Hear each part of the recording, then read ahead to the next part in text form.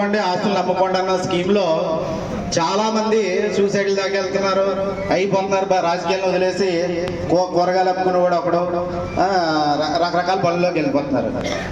తోట నరసింహ గారి దగ్గర గత 25-30 సంవత్సరాల నుంచి ఉన్న ఏ కార్యకర్త అయినా ఆర్థికంగా పాడైపోవడం కానీ లేదా మోసపోయినంటాం కానీ జరగలేదని నేను ఘంటాపదంగా చెప్పగలను.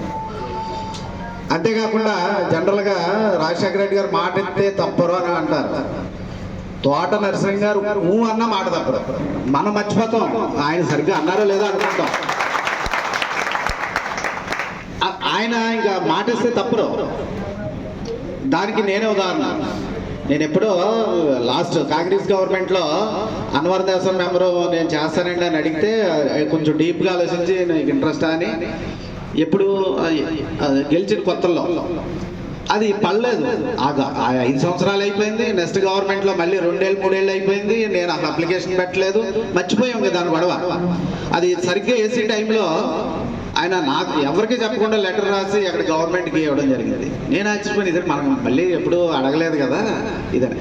అంత జ్ఞాపక శక్తి, ఒక్క మాట ఇస్తే ఇంకా తప్పి పరిస్థితి ఉన్నమాట.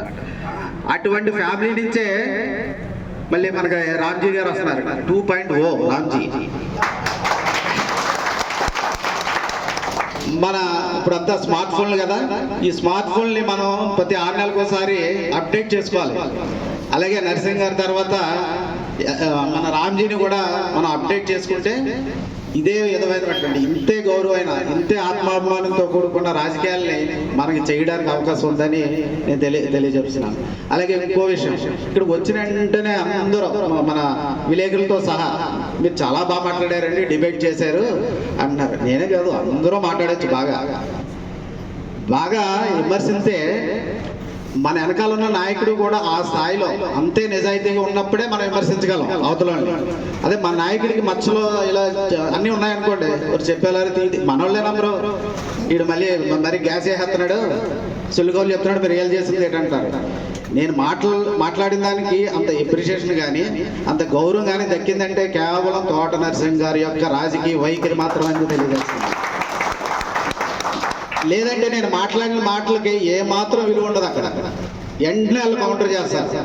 నాకు చాలా మంది ఫోన్ చేసి అడుగుతుంటే మొన్న ఎవరో ఒక ఇద్దరికి అదే చెప్పా. నేను మాట్లాడడానికి ఉంది, అందరూ మాట్లాడతారు. ఆనెస్ట్ గురించి 90 మాట్లాడచ్చు, వాళ్ళు చేసే తప్పుల గురించి 100 మాట్లాడచ్చు. ఆ మాట్లాడి దమ్మిచ్చిన నాయకుడు తోట నరసింహ గారు అని నేను తెలియజేయడానికి ఏమాత్రం సందేహించట్లేదు. కాబట్టి మన కార్యక్రమాలు అందరినీ మన పార్టీ